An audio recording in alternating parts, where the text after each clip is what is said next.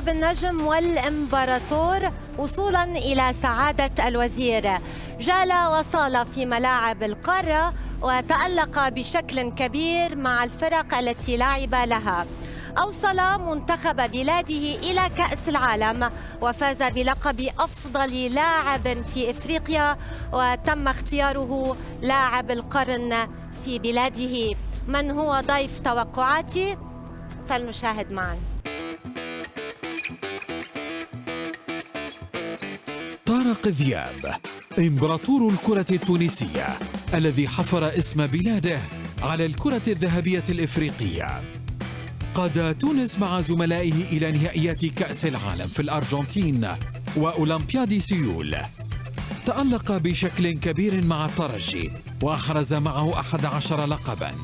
توج بجائزة أفضل لاعب في الدوري السعودي عام 1979 وتم اختياره أفضل لاعب تونسي في القرن.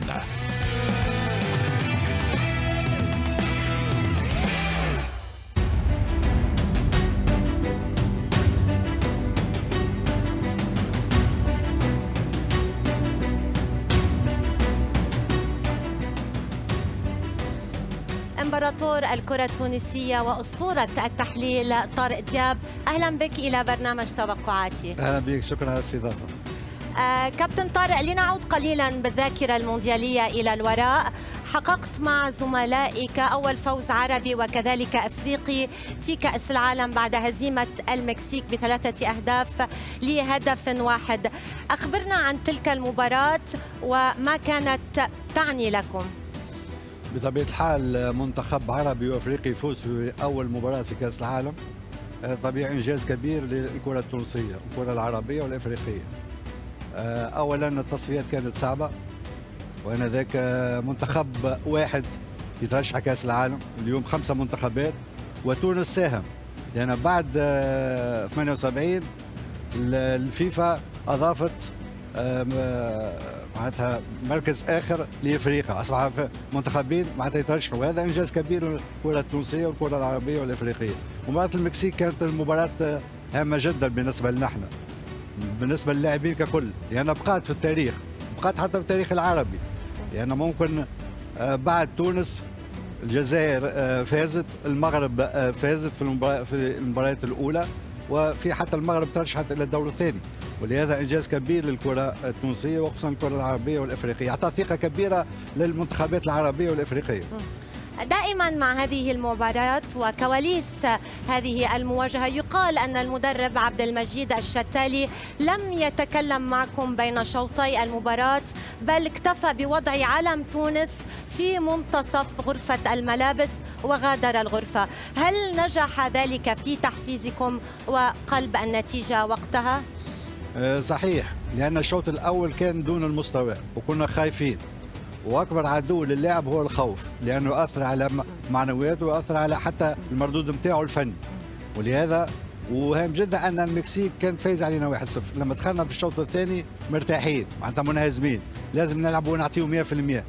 بصراحه في الشوط الثاني المنتخب التونسي لعب على امكانياته وقدم مستوى كبير وسجل 3 أهداف. وطبيعي ان الشتالي معناتها مدرب كبير، بين الشوطين ما خلينا ولا شيء، خلانا مرتاحين. اهم شيء هو وضع علم تونس. لما خرجنا في الشوط الثاني لعبنا على مستوى وفزنا وسجلنا 3 أهداف. قبل أيام معدودة على انطلاق العرس الكروي، هل طارق ذياب متفائل بالمنتخب التونسي وبمشاركة هذا المنتخب في كأس العالم؟ والله بعد الفيفا داي والمباريات اللي شاهدناها خصوصا مباريات البرازيل التفاؤل هذا ينقص، لأن في كأس العالم يا اما عندك يا اما ما عندكش. لازم عندك امكانيات كبيره، لازم عندك لاعبين فنيين مميزين، لازم عندك دفاع قوي، واهم شيء عندك حارس مرمى ممتاز، لان مشاكل الكره التونسيه والمنتخب التونسي ان ما عندناش حارس مرمى حاليا كبير. ولما تدخل المونديال اذا ما عندكش حارس مرمى صعب انك تفوز بالمونديال، فما بالك فرق منتخبات صغيره. ولهذا دور حارس مرمى في المونديال هام جدا، واليوم تونس تفتقر الى حارس مرمى كبير. انا متخوف على المنتخب التونسي، لكن امنياتي وتمنياتي ان المنتخبات العربيه تقدم مستوى جيد وليش لا ترشح، لكن بين الواقع والحقيقه والامنيات فرق كبير. توقعات طارق دياب اليوم ستكون مبنية على التحليل الفني ومنطق كرة القدم أم على العاطفة؟ وأتكلم هنا عندما نصل إلى مجموعة المنتخب التونسي وكذلك المنتخبات العربية. لا، انا تمنياتي ان المنتخبات العربيه تقدم مستوى جيد، ترشح لي لا، لكن انا ما نشتغلش بالعاطفه. المنطق الكروي. الواقع اعتقد ان المنتخبات العربيه باش تلقى صعوبات كبيره في المونديال هذا. 32 منتخبا وزعوا على 8 مجموعات. سريعا برأيك الشخصي أي مجموعة هي الأصعب في هذا المونديال؟ والله المجموعات الكل صعبه على المنتخبات العربيه والافريقيه. المنتخبات الكل باش تلقى صعوبات كبيره، لكن مباراه مجموعه تونس صعبه، مجموعه السعوديه صعبه، مجموعه قطر. لهذا اعتقد ان المونديال هذايا مونديال مفتوح على التكونات كلها، لان 5 منتخبات عندها امكانيه الفوز بالبطوله هذه، ولهذا اعتقد ان التكهن صعب. وممكن البطل معناتها نشاهدوا بطل جديد اللي ما كناش متوقعينه، وهذه هي قوه كره القدم. انا صحيح البرازيل الارجنتين، لكن ممكن فريق اخر، منتخب اخر يقدم مستوى جيد ويقدم معناتها بطوله كبيره ويفوز بالكاس العالم. نبدأ بالمجموعة الأولى كابتن طارق. البلد المستضيف قطر يواجه إكوادور، بطل إفريقيا السنغال، وهولندا العائدة مجددا إلى الساحة المونديالية بعد خيبة روسيا. من تقصي ومن تؤهل؟ هو المقلق أن 3 مدارس مختلفة وباش تصعب على المنتخب القطري. وبالنسبة لي أنا بصراحة تحضيرات المنتخب القطري حسب رأيي ما كانش في المستوى. أنا تمنيت أنه المنتخب يلعب مباريات، خصوصا يتنافس، لان لاعبين يتنافسوا في الدوري القطري، لكن ان شاء الله اتمنى له انه النجاح والتوفيق. بالنسبه لي انا السنغال وهولندا اقرب، السنغال وهولندا اقوى، السنغال بطل افريقيا وهولندا من افضل المنتخبات الاوروبيه، ولهذا حسب رايي هولندا والسنغال هم اللي يمروا الدوري المقبل. قطر اتمنى انه المباراه الاولى يقدم مستوى جيد، يقدم بطوله جيده، وليش لا، كل شيء ممكن. لكن من يخطف الصدارة بين السنغال وهولندا؟ حسب رأيي هولندا السنغال. هولندا في الصدارة والسنغال في الوصافة. منتخب إنجلترا يواجه إيران، كارلوس كيروش، أمريكا وويلز. من سيواصل ومن سيغادر؟ المستوى متقارب جدا. بالنسبة لي أنا إنجلترا عندها إمكانيات، عندها دوري قوي، عندها لاعبين مميزين، عندها رغم الانتقادات عندها لاعبين شباب جيدين. ان شاء الله المدرب يكون في المستوى. اعتقد ان انجلترا المرتبه الاولى، وممكن امريكا ممكن امريكا في المرتبه الثانيه. الويلز عنده فريق منتخب جيد، عنده لاعبين جيدين، لكن حسب رايي ممكن امريكا في المرتبه الثانيه. انجلترا وامريكا يمروا. لماذا استبعدت ايران؟ ايران دائما غير مع تقدم كيروش. مستوى جيد، صحيح مع كيروش دائما تقدم مستوى جيد، لكن ينقص ايران الامكانيات الهجوميه. صحيح عنده دفاع جيد، فريق يعرف يلعب المباريات الكبيره، لكن ما يسجلش كثير من الاهداف. في المباريات هذه صعبه، مباريات المنتخبات صعبه، خصوصا المباريات تكون مع انجلترا صعبه، مباريات امريكا والويلز، لان كما قلت لك مدارس مختلفه، امكانيات تعتمد على الامكانيات البدنيه، ولهذا اعتقد ان انجلترا وامريكا هما الاقرب للترشح. انجلترا في المرتبه الاولى بطبيعه الحال. ميسي في اخر مونديال له مع الارجنتين سيصطدم في مجموعته بالاخضر السعودي مكسيكو وبولندا ليفاندوفسكي. نتمنى ان المنتخب السعودي يقدم مستوى جيد، ماهوش محظوظ انه يلعب المباراه الاولى مع الارجنتين، والارجنتين من المنتخبات القويه، 35 مباراه بدون هزيمه، وعنده لاعبين جيدين، مجموعه جيده، ولاعب عنده دفاع، عنده حارس مرمى. اعتقد ان الارجنتين عندها امكانيه باش ترشح في المرتبه الاولى، تبقى بين السعوديه والمكسيك وبولندا. اعتقد ان بولندا في المرتبه الثانيه.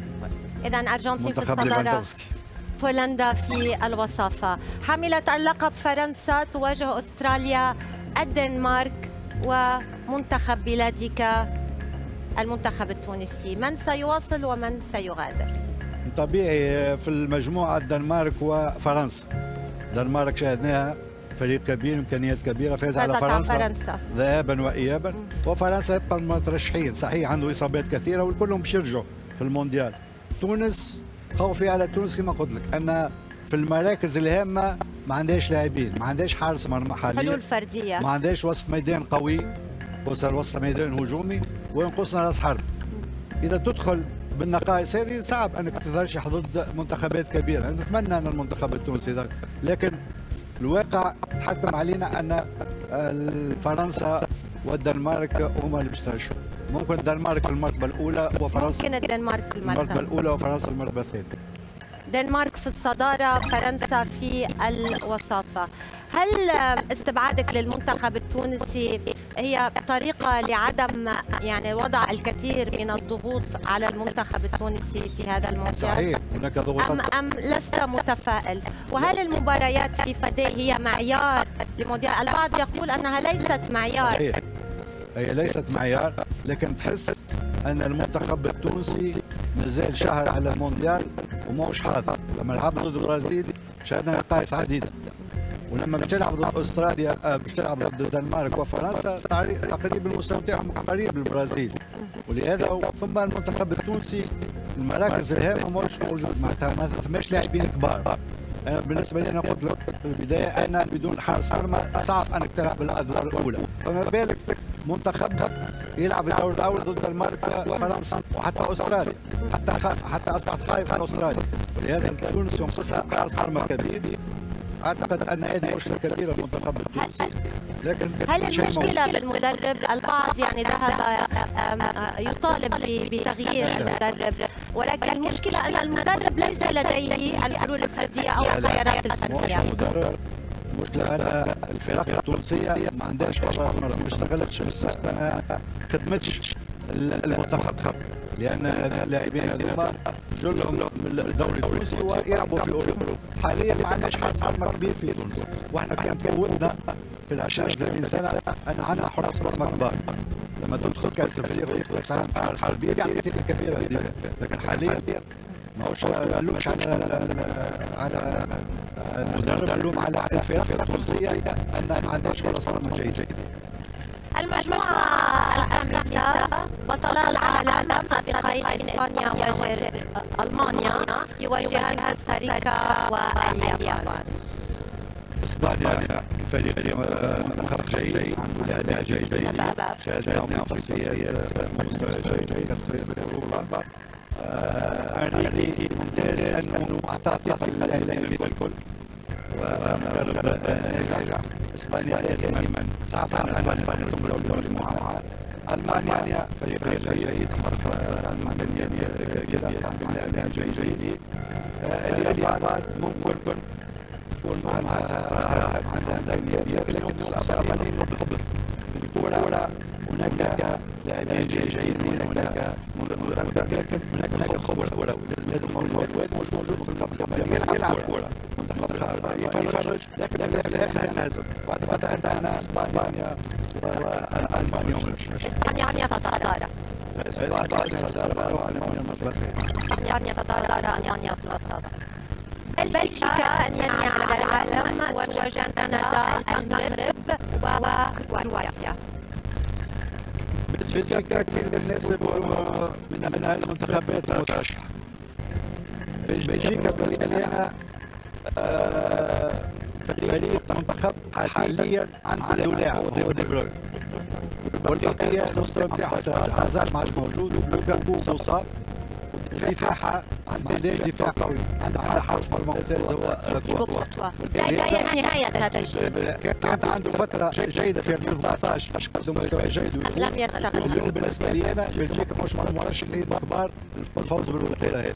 يعني هذا صحيح بلجيكا باش يمر ممكن الدوري، لكن أعتقد أن كرواتيا باش تلعب بلجيكا. المغرب عندها إمكانية باش تلعب، يعني المغرب عندها حارس مرمى يكون أفضل حارس في إسبانيا تتفوق على كورتوا. رجوع الزياش ورجوع المزراوي، الفريق قدم في مستوى جيد. نتمناهم أن يكونوا ناشئة في المجموعة هذه ويترشح، لكن بالنسبة لي أنا ممكن بلجيكا وكرواتيا عندهم حظوظ أكثر من المغرب. خبرة اللاعبين هذوما بلجيكا وكرواتيا أفضل. كرواتيا تمر فترة جيدة. من في الصدارة؟ كرواتيا في الصداره وبلجيكا في المرتبه الثانيه. كرواتيا في الصدارة وبلجيكا في الوصافة. البرازيل أبرز المرشحين للفوز بهذا اللقب، تواجه صربيا، سويسرا ومنتخب إفريقي وحيد هو المنتخب الكاميروني. من سيواصل ومن سيغادر؟ من اصعب المجموعات. صربيا وسويسرا منتخبات قويه وعندها امكانيات كبيره وعندها لاعبين جيدين.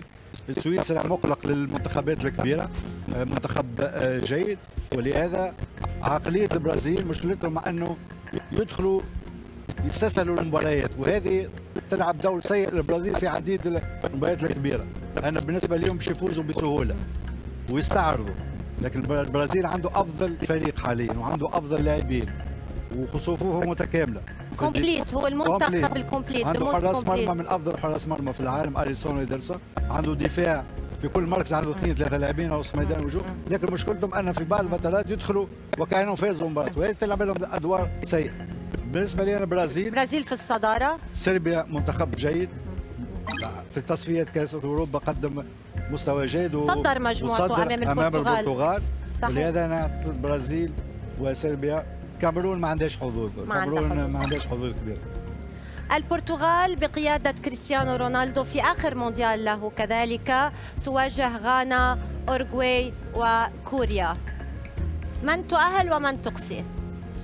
البرتغال طبيعي، البرتغال في الصدارة. البرتغال في الصدارة في الصدارة، وما بين غانا والأوروغواي. الأوروغواي عنده لاعبين جيدين، صحيح تقدموا في السن لكن عندهم خبرة كبيرة.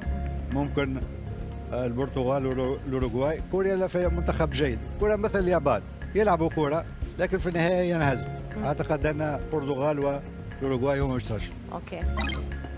البرتغال وأورغواي في الوصافة. هذه هي المنتخبات التي تأهلت كابتن على مسؤوليتك إلى الدور الثاني. قبل أن نواصل، كنت أول وآخر لاعب تونسي يحرز جائزة أفضل لاعب في إفريقيا. هل سنشاهد لاعب تونسي آخر في المستقبل القريب يفوز بهذه الجائزة؟ حاليا لا، لأن المنافسة كبيرة، لأن اليوم عندك تقريبا 20 30 40 لاعب ينشطوا في اوروبا ويلعبوا في مع فرق كبيره. الاولويه دائما للاعبين هذوما، وهذه مشكله، هذه مشكله كبيره، لان اليوم افريقيا لاعب يلعب في افريقيا في البطوله المحليه ما عندوش امكانيه باش ينافس اللاعب يلعب في اوروبا، وهذه مشكله كبيره. ما عندوش امكانيه باش ينافس صلاح وماني ومحرز ولاعبين كبار هذوما، ولهذا صعب حاليا، صعب. وحاليا البطوله التونسيه ما ننتجش لاعبين كبار. عندنا كان لاعب، عندنا حارس مرمى تقريبا من البطوله التونسيه، 3 لاعبين من البطوله التونسيه يشتغلوا مع المنتخب، وهذا معناتها قليل بالنسبه للمنتخب التونسي. نواصل التوقعات. الكرة الشاملة بقيادة الخبير لويس فان غال تواجه منتخب أمريكا المتطور حاليا. من يتأهل ومن يغادر؟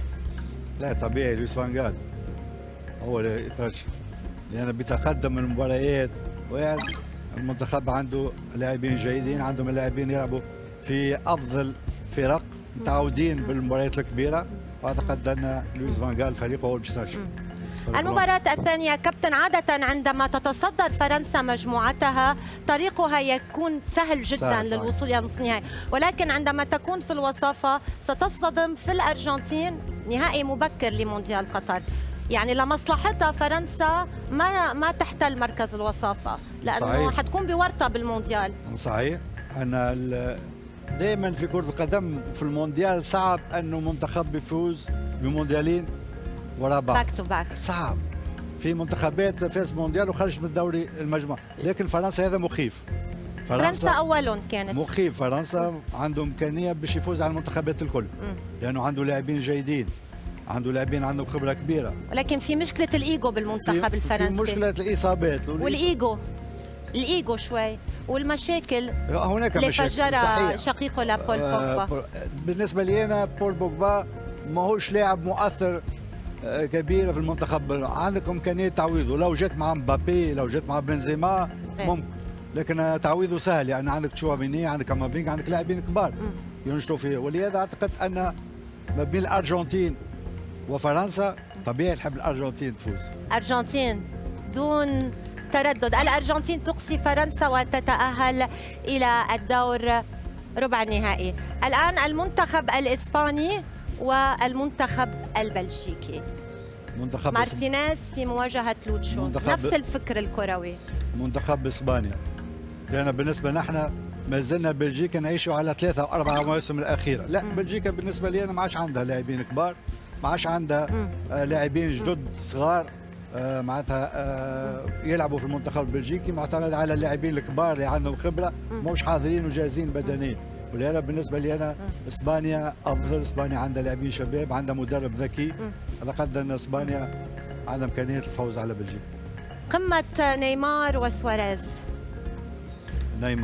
نيمار دون تردد. البرازيل. البرازيل ترشح. انجلترا والسنغال. والله مباراة صعبة.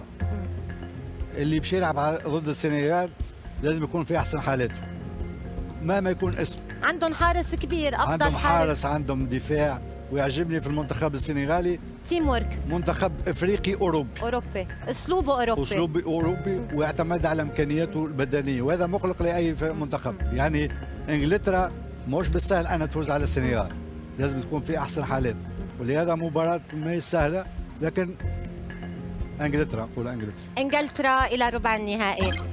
الان الدنمارك وبولندا. الدنمارك مخيف صراحه. الدنمارك. كرواتيا المانيا. ما هي سهله. كرواتيا حضرت فريق منتخب جديد، عندهم لاعبين جيدين مع خبره لاعبي روسيا. مودريتش عنده لاعبين جيدين، عندهم لاعبين شباب. والمانيا مازال ما تكونش فريق قوي. صحيح عندهم لاعبين جيدين، لكن ما عندهمش فريق منتخب قوي حاليا، وكل شيء ممكن. بالنسبه لي انا كرواتيا ممكن الاقرب.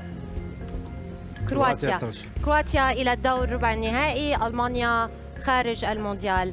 الان البرتغال وصربيا.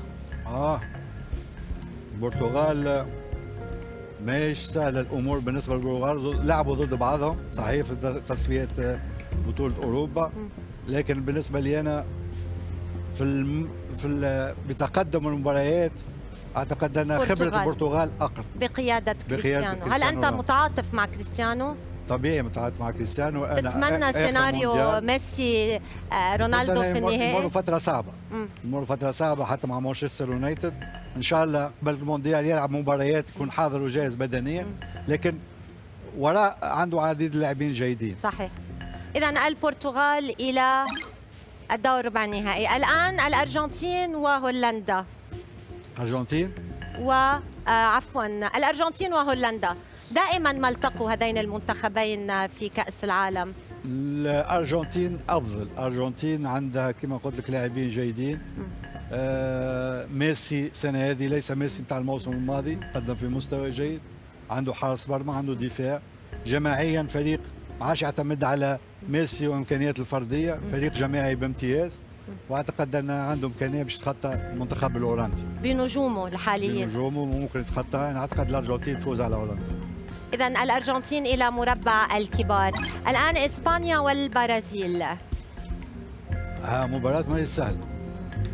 لازم البرازيل تكون في احسن حالاتها، لازم البرازيل تكون حاضره وجاهزه، لأن إذا تستسهل إسبانيا البرازيل ستنهزم في المباريات. لأنه الشيء الممتاز أنه تقريبا الاثنين يلعبوا تيكي تاك، الاثنين يعتمدوا على معناتها الاستحواذ على الكرة، لكن هناك أسبقية للإسبان في الاستحواذ على الكرة، والبرازيل ما يحبوش يجريوا وراء الكرة. البرازيل دائما تحب الكرة عندها، لأن من سيستحوذ على الكرة ويسيطر على وسط الميدان عنده إمكانية الفوز. لكن بالنسبة لي أنا البرازيل من الناحية الفردية عنده أفضل لاعبين من إسبانيا، مو البرازيل إلى النصف النهائي. الآن الإنجليز في مواجهة الاختبار الدنماركي. إنجلترا والدنمارك مباراة صعبة. على الدنمارك اللي شاهدناه حاليا ممكن يعمل مفاجأة، وبالنسبة لي أنا الدنمارك ممكن يكون مفاجأة البطولة هذه، ممكن يمشي لبعيد الدنمارك. الانجليز فريق جيد، فريق امكانياته كبيره، واذا يلعب 4-5 مباريات ويدخل في اجواء معناتها كاس العالم ممكن انجلترا تترشح. اذا الدنمارك. انجلترا. انجلترا. انجلترا الى النصف النهائي. اصدقاء الامس هم اعداء اليوم. برازيل. كريستيانو رونالدو في مواجهه لوكا مودريتش. البرتغال وكرواتيا. البرتغال حسب رايي الشخصي ان البرتغال عندها امكانيه باش تخطى كرواتيا. كرواتيا فريق جيد، منتخب جيد، عنده امكانيات. وصوله الى الدور نصف النهائي انجاز كبير بالنسبه، لكن البرتغال في المواسم الاخيره تعود يلعب بالمباريات الكبيره وتعود يلعب الالقاب، وفي حاجه ماسه الى لقب كبير. ممكن البرتغال عنده امكانيه الترشح. اذا البرتغال الى الدور النصف النهائي. مواجهتان اوروبيتان على هذا الطرف ومواجهتان من امريكا اللاتينيه. كلاسيكو العالم بين الارجنتين والبرازيل. قبل ان نواصل التوقعات كابتن طارق، من صاحب الفضل على طارق ذياب؟ والله صاحب الفضل على طارق ذياب هو طارق ذياب، لان كرة القدم مش سهل. كرة القدم هناك كرة قدم في الملعب، هناك كرة قدم خارج الملعب. وانا انسان منظم في حياتي خارج الملعب. بطبيعة الحال سخرت كل معناتها مشوار الكرة الى كرة القدم. أنا انسان محافظ على نفسي، تزوجت وانا صغير عمري 24 سنة، ولهذا اعتقد ان اللاعب صحيح هناك لاعبين كبار، شوفوا رونالدو وميسي يعني قدوة للاعبين الكل. أنه تلعب 15 16 سنة 37 سنة وما زالت العطاء نتاعك غزير، أنك محافظ على نفسك. في لاعبين كبار والمشوار نتاعهم ينتهي في 30 و 29، ولهذا أعتقد أنا ضحيت بالنسبة لمسيرته الكروية. وبطبيعة الحال هناك مدربين كانوا من الفضل علي، خصوصا في الترجي الرياضي التونسي، لكن أعتقد أنا حافظت على نفسي واعتنيت بنفسي سواء في الملعب أو خارج الملعب، وهذا معناتها النجاح نتاعي. أجمل مباراة في مسيرة طارق ذياب؟ كثير مباريات. مباراة المكسيك، مباراة بولندا، مباراة ألمانيا. دور النهائي ضد الإفريقي فزنا عليه 2-0. ضد المغرب ذهابا وإيابا في كأس العالم والألعاب الأولمبية. عديد المباريات، لكن بالنسبة لي أنا أفضل هدف للزاكي سجلته للزاكي صديقي الزاكي بادو زاكي حارس المرمى المغربي. من هو أفضل لاعب تونسي حاليا؟ يوسف المساكني طبيعي. يوسف لاعب جيد، لاعب عنده إمكانيات كبيرة. خسارة تمنيته أنه يلعب في أوروبا. خسارة. يوسف كان عنده إمكانية باش يلعب في أوروبا، لأن اللي يلعبوا في أوروبا حاليا ليس بالأفضل من المساكن، ورغم هذا يلعبوا. لكن هذا هي مسيرة، اختار أنه معناتها يلعب في الدوري القطري. نتمنى له النجاح والتوفيق، وإن شاء الله في كأس العالم يقدم مستوى جيد. الآن الأرجنتين والبرازيل. الأرجنتين لازم توصل النهائي، معايا أنا الأرجنتين لازم توصل النهائي.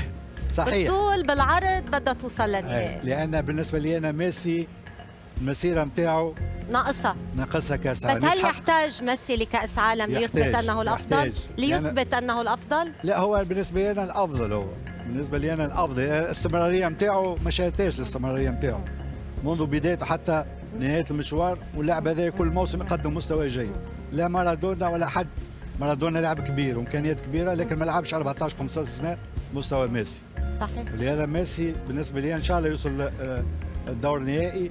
لما يكونوا عندك لاعبين كبار في الهجوم، اهم شيء هو الادوار الدفاعيه للمنتخبين الاثنين. صحيح. من وقف ميسي، نيمار، فينيسيوس، دي ماريا، لوتارو.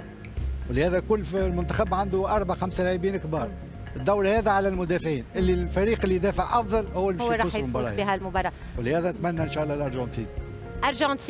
ارجنتين الى النهائي. الآن الدنمارك والبرتغال. انجلترا والبرتغال. البرتغال أفضل نهائي. البرتغال وأرجنتين. أفضل سيناريو للمشجعين للعالم أنه كريستيانو في مواجهة ميسي وكريستيانو. نهائي حلم. 15 سنة هذم أفضل لاعبين في العالم. ومعناتها استمتعنا باللاعبين هذوم، سواء في أهدافهم، في بطولاتهم، وفي كرات ذهبية. ولهذا أفضل نهائي البرتغال والأرجنتين. هو الكل بيتمنى هيدا السيناريو إن شاء الله. بالفعل يعني. أتمنى البرتغال الأرجنتين. طيب بكلمة كابتن طارق، أفضل لاعب في العالم عبر التاريخ برأيك الشخصي؟ عبر التاريخ. عبر التاريخ بالنسبة لي أنا ميسي. أنا قلت ميسي الاستمرارية متاعه، وميسي عنده ميزة اختلف على بولي ومارادونا. ميسي هداف وصانع ألعاب، وهذه مش موجودة في أي لاعب. زيدان لاعب كبير في كصانع ألعاب لكن ليس هداف. كريستيانو رونالدو هداف كبير لكن ليس صانع ألعاب. بولي هداف كبير وهو صانع ألعاب كبير. مارادونا صانع ألعاب يعني خرافي مارادونا، لكن ليس بالهداف الكبير، ما سجلش 40 و50. ميسي جمع بين التهديف والتحضير، وهذه ميزه كبيره في بطوله كبيره، في بطوله اوروبيه، يلعب في اوروبا، في برشلونه يلعب ضد في فرق كبيره. بالنسبه لي انا عبر عصور ميسي. افضل لاعب في العالم في الوقت الحالي، في الوقت الراهن، بين مبابي وبنزيما. بالنسبه لي انا هناك معناتها لاعب مبابي وهالاند مشروع لاعبين كبار، لكن مش يلعب شهر يولي افضل لاعب في العالم. احنا اليوم نقيموا اللاعب على شهر وشهرين، لا نقيم لاعب على معناتها مواسم. صحيح هناك مشروع لاعبين كبار مبابي وهالاند، لكن حاليا بالنسبه لي انا بنزيما افضل لاعب. الان لمن ستكون كلمه الحسم؟ لبرازيليو اوروبا ام الرقصة الأخيرة ستكون رقصة ميسي تانجو. ورقصة التانجو؟ لا تانجو ميسي. أعطونا الأرجنتين. إذن الأرجنتين بطلة لمونديال قطر 2022 بعد فوزها على البرتغال. فظيع التعاطف مع ميسي، يعني الكل ما في حدا ما بيتمنى يشوف ميسي حامل كأس العالم. صحيح تعاطف كبير. الفرصة الأخيرة لأنه استمتعنا باللعب هذا في كورة، في عصر اللي الكورة صعبة، اللي القوة البدنية والخطط التكتيكية والمحاصرة، وميسي استمتعنا والانتقادات اللي واجهها ميسي. انتقادات أنك لست مارادونا. صحيح مع المنتخب الأرجنتيني، لكن في برشلونة عمل كل شيء. استمتعنا بميسي، استمتعنا بكريستيانو رونالدو، لكن بالنسبة لي أنا ميسي يستحق أنه يخرج من الباب الكبير، فوز بكأس العالم. طارق دياب امبراطور الكرة التونسية وأسطورة التحليل، شكرا جزيلا لك لتلبيتك الدعوة في برنامج توقعاتي، ونتمنى كل التوفيق للمنتخب التونسي وكذلك المنتخبات العربية في مونديال. شكرا وعلى الاستضافة، وإن شاء الله معناتها برنامج ناجح إن شاء الله. شكرا.